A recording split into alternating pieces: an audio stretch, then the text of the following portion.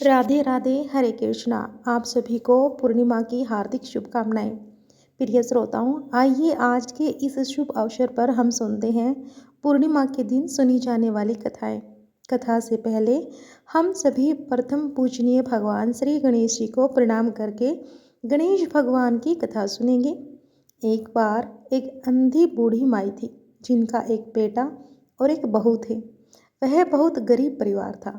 वह अंधी बुढ़िया माई हर दिन नियम से गणेश भगवान की पूजा करती और गणेश भगवान एक दिन बूढ़ी माई की पूजा से प्रसन्न होकर उनके सामने साक्षात सम्मुख आकर बैठ गए।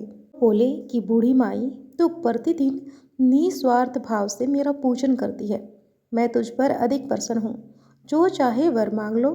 तब बूढ़ी माई बोली कि हे विघ्नहर्ता भगवान श्री गणेश, मुझे मांगना तो आता नहीं है, सो मैं क्या मांगूं। तब गणेश भगवान कहने लगे कि ठीक है माई, मैं कल आऊँगा। तब तक तू अपने बहू और बेटे से पूछकर कुछ मांग लेना। अब ऐसा कहकर भगवान श्री गणेश जी अंतर्धान हो गए। तब बूढ़ी माई ने अपने बेटे बहू से पूछा तो बेटा बोला कि माँ धन मांग लेना। बहू बोली कि माँ जी पोता मांग लो।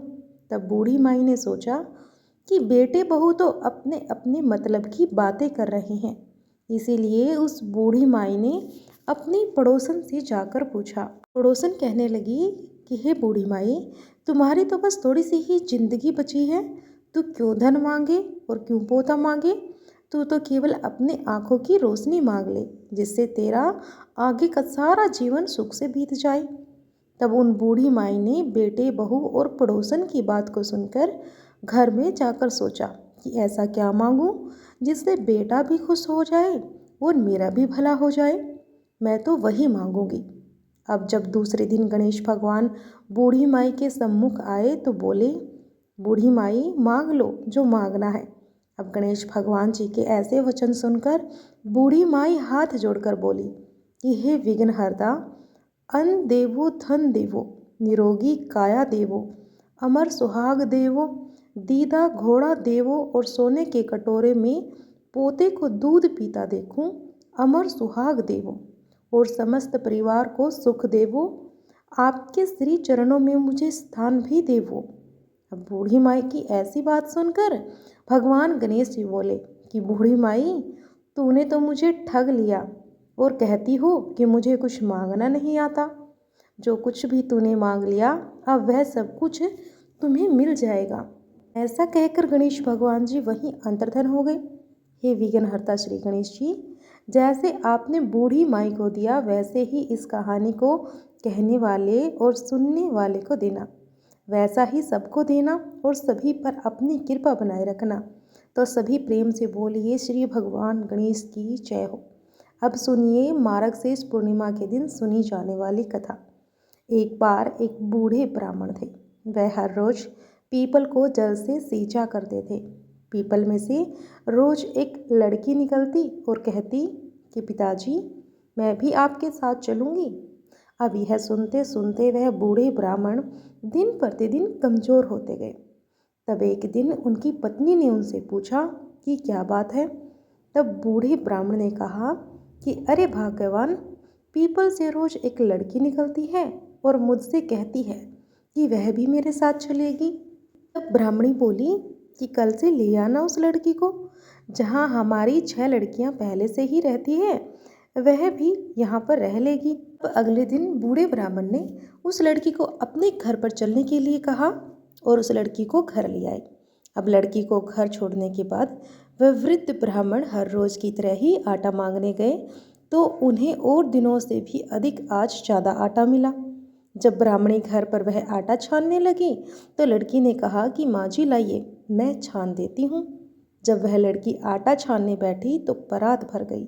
अब उसके बाद ब्राह्मणी भोजन बनाने जाने लगी तो वह लड़की बोली कि माँ जी, आज आप बैठिए, आज मैं रसोई बनाऊंगी। अब ब्राह्मणी बोली, ना ना, तू अभी बहुत छोटी है, तेरे हाथ जल जाएंगे। लेकिन वह लड़की नहीं मानती है और वह रसोई में भोजन बनाने चली जाती है। तो उसने कुछ ही देर में तरह तरह के 3600 व्यंजन बना डाले। आज तो सभी ने भरपेट भोजन भी किया। इससे पहले वह सभी आधा पेट भूखा ही रहते थे।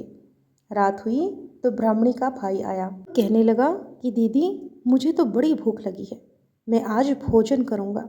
अब ब्राह्मणी परेशान हो गई कि अब वह रात को खाना कहाँ से लाए। तब लड़की ने पूछा कि माँ जी क्या बात है। तो ब्राह्मणी ने कहा कि तेरे मामा आए हैं और वह रोटी खाएंगे, लेकिन रोटी तो सबने खा ली है, अब उसके लिए मैं कहाँ से लाऊं। लड़की बोली कि माँ जी आप चिंता मत कीजिए, मैं बना दूंगी। फिर वह लड़की रसोई में गई और मामा के लिए 3600 व्यंजन बनाकर लेकर आई। अब मामा ने भी भर पेट खाया और कहा कि ऐसा खाना तो इससे पहले उसने कभी भी नहीं खाया। ब्राह्मणी ने कहा कि भाई तेरी पावनी भांजी है, उसी ने बनाया है। अब शाम हुई तो लड़की बोली कि माँ चौका लगा के चौके का दिया जला देना, मैं आज कोठे में ही सोऊंगी। ब्राह्मणी बोली ना बेटी, तो डर जाएगी। लेकिन वह लड़की बोली कि ना माँ जी, मैं बिल्कुल भी नहीं डरूंगी, मैं तो आज अंदर कोठे में ही सोऊंगी। और वह जाकर अंदर कोठे में सो गई। अब आधी रात को वह लड़की उठी और चारों ओर आंखें घुमाकर देखा तो चारों ओर धन ही धन हो गया। इसके बाद वह लड़की बाहर जाने लगी तो वह वृद्ध ब्राह्मण आंगन में ही सो रहे थे। उन्होंने देखा तो पूछा, अरे बेटी तू कहाँ जा रही है। लड़की बोली कि बाबा जी मैं तो दरिद्रता दूर करने आई थी, अगर तुम्हें दूर करवानी है तो करवा लीजिए। फिर उस लड़की ने आंगन में भी चारों ओर आंख घुमाकर देखा तो चारों ओर धन ही धन के भंडार भर गए। अब सुबह सवेरे जब सब उठे तो लड़की को ना पाकर सब ढूंढने लगे कि पावनी बेटी कहाँ चली गई। तब वृद्ध ब्राह्मण ने कहा कि वह तो माता लक्ष्मी जी थी, जो हम सबकी दरिद्रता दूर करने आई थी। हे लक्ष्मी माता, जैसे आपने उस वृद्ध ब्राह्मण की दरिद्रता दूर की, वैसे ही सबकी करना। कहानी को कहते सुनते हुंकारे भरते हुए सभी की करना। तो प्रेम से बोलो लक्ष्मी माता की जय हो। अब सुनिए 32 पूर्णमासी व्रत की कथा।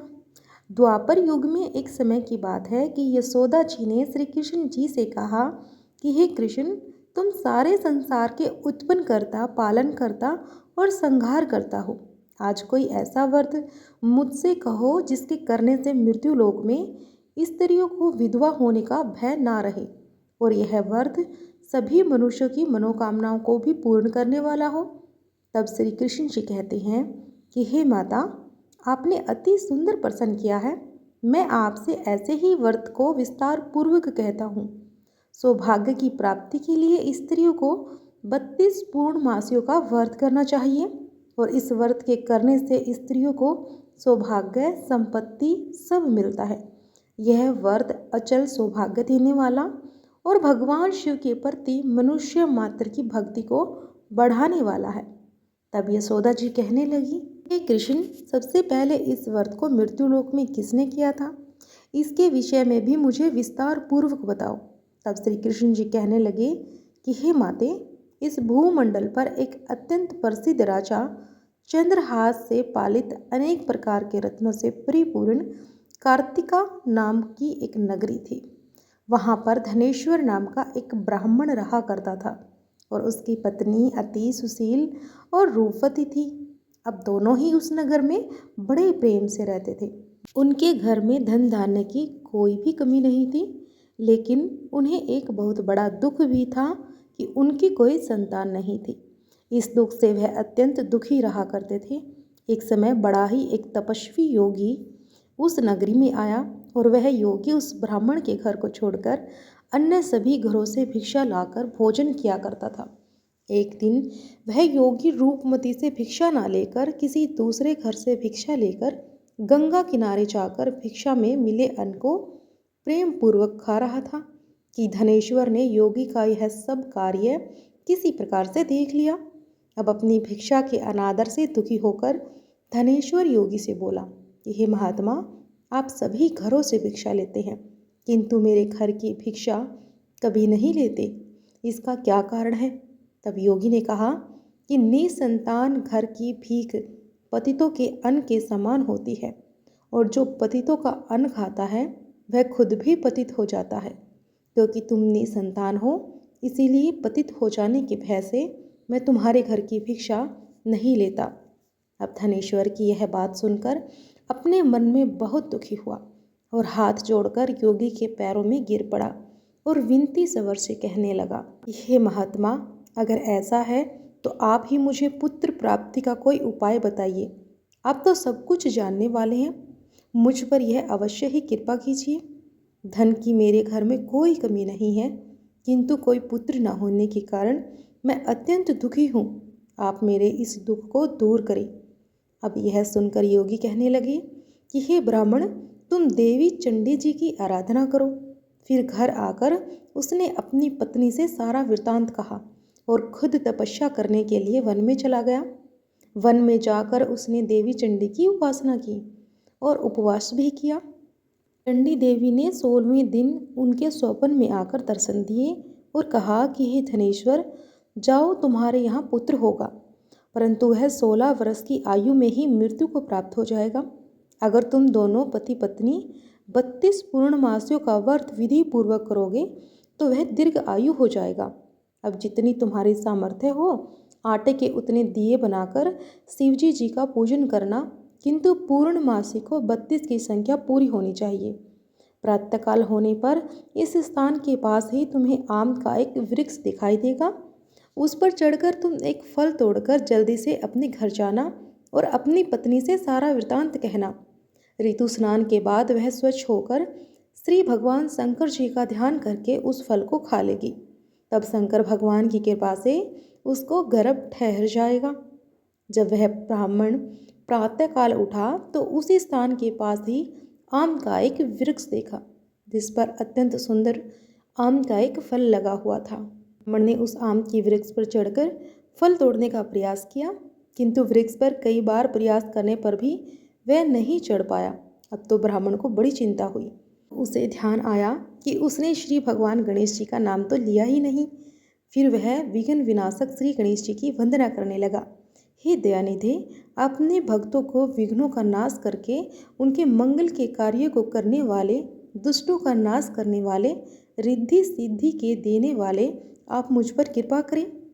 प्रभु, मुझे इतना बल दे कि मैं अपने मनोरथ को पूर्ण कर सकूं।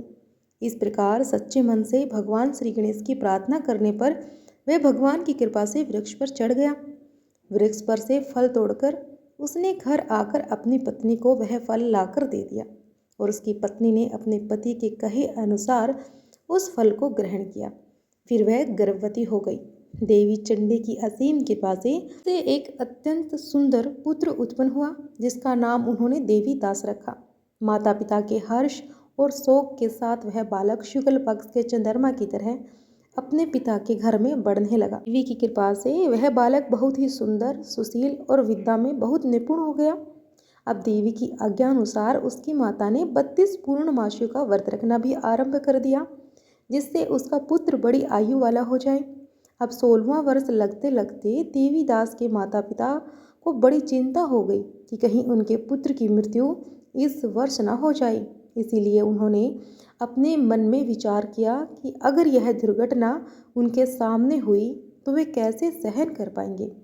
इसीलिए उन्होंने देवी दास के मामा को बुलाया और कहा कि हे भाई, हमारी इच्छा है कि देवी दास 1 वर्ष तक काशी में जाकर विद्या का अध्ययन करे और उसको तुम अकेला कभी मत छोड़ना। इसीलिए तुम इसके साथ जाओ और 1 वर्ष के बाद ही इसको वापस लौटा लाना। अब सारा प्रबंध करके उसके माता पिता ने काशी जाने के लिए देवी दास को एक घोड़े पर बिठा दिया और उसके मामा को भी उसके साथ भेज दिया। किंतु बालक के अल्प आयु होने की बात बालक को या फिर उसके मामा को नहीं कही।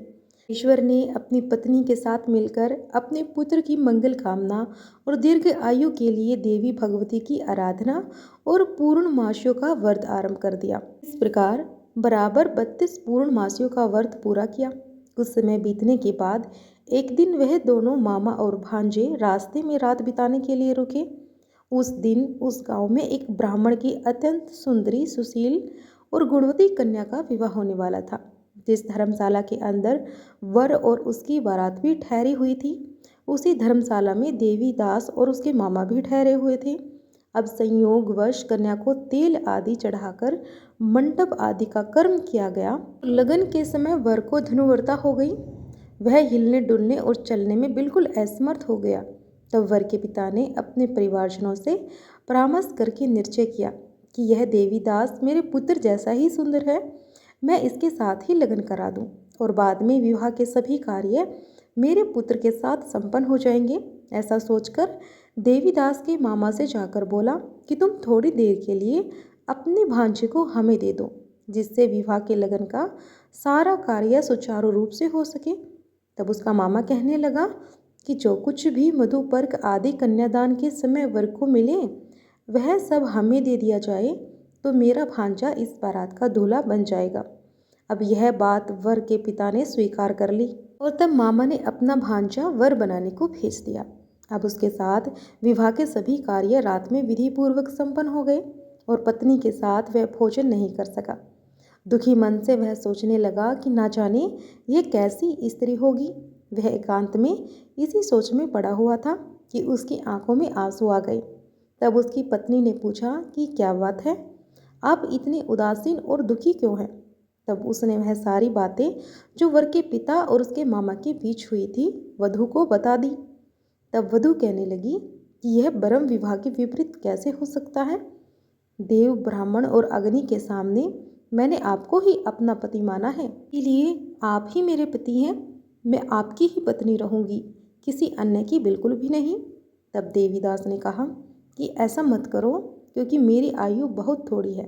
मेरे मरने के बाद तुम्हारी क्या गति होगी, इस बात को अच्छी तरह से सोच लो। परंतु वह वधू दृढ़ निश्चय वाली थी। बोली कि जो गति आपकी होगी वही मेरी भी होगी। हे स्वामी, आप उठिए और भोजन कीजिए, आप निश्चय ही भूखे होंगे। तब देवीदास और उसकी पत्नी ने मिलकर भोजन किया और रात में वे सो गए। प्रातःकाल देवीदास ने अपनी पत्नी को 3 नगों से जड़ी हुई एक अंगूठी और एक रुमाल दिया और बोला कि हे प्रिय, इसे संकेत समझकर रख लो और शांत हो जाओ। मेरा स्मरण और जीवन जानने के लिए एक पुष्प वाटिका बना लो, उसमें सुगंधी वाली एक नव मल्लिका लगा लो। उसको हर दिन जल से सींचना और आनंद के साथ खेलना, कूदना और उत्सव मनाना। जिस समय और जिस दिन मेरी मृत्यु होगी यह फूल सूख जाएंगे और जब यह फिर से हरे भरे हो जाए तो समझ लेना कि मैं जीवित हूँ। यह बात निश्चय करके समझ लेना और इसमें कोई भी संशय मत करना। अब ऐसा समझा बुझाकर वह चला गया। प्रातःकाल होते ही वहाँ पर गाजे बाजे बजने लगे।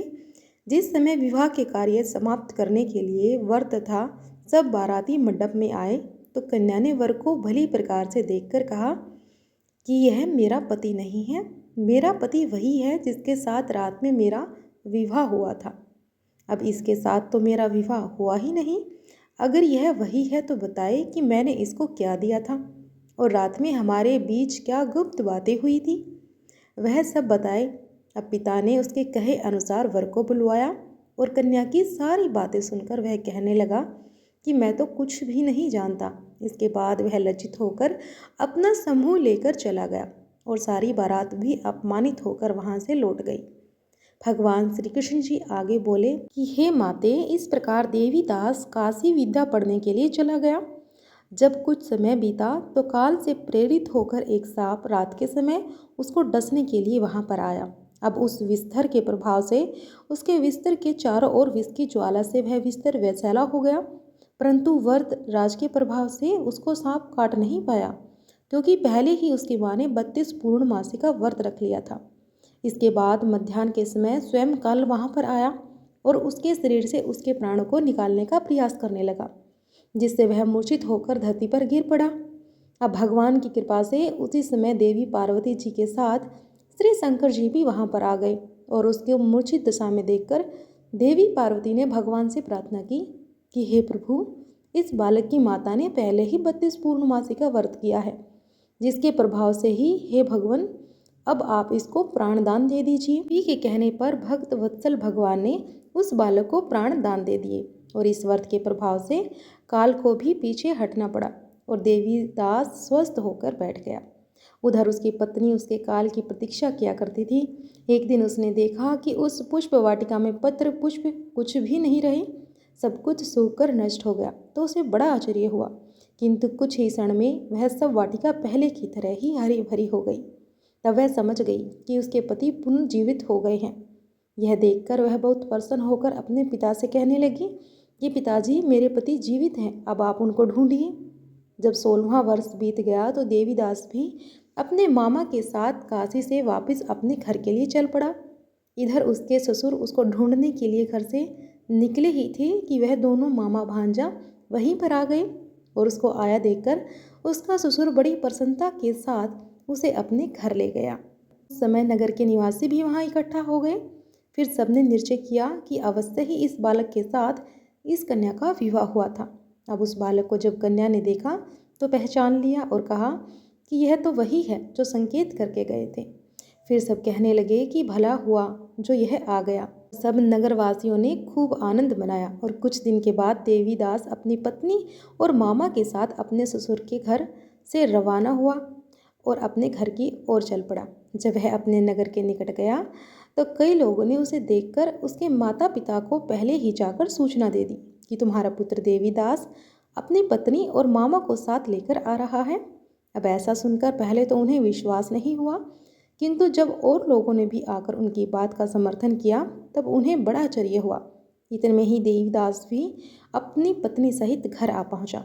अब देवीदास ने अपने माता पिता के चरणों में सिर रखकर प्रणाम किया और उसकी पत्नी ने भी अपने सास ससुर के चरणों को स्पर्श किया। तो माता पिता ने अपने पुत्र और पुत्र वधू को अपने हृदय से लगा लिया। सबकी आंखों में प्रेम के आंसू बहने लगे। अपने पुत्र और पुत्र वधू के आने की खुशी में धनेश्वर ने बड़ा भारी उत्सव किया और ब्राह्मणों को भी बहुत सी दान दक्षिणा देकर प्रसन्न किया। भगवान श्री कृष्ण कहने लगे कि हे माते, इस प्रकार धनेश्वर 32 पूर्णमासियों के व्रत के प्रभाव से पुत्रवान हो गया। जो भी स्त्री इस व्रत को करती है वह जन्म जन्मांतर में भी वैधव्य का दुख नहीं भोगती और सदैव सौभाग्यवती रहती है। यह मेरा वचन है, इसमें कोई भी संदेह नहीं है। तो बोलिए श्री कृष्ण भगवान की जय हो।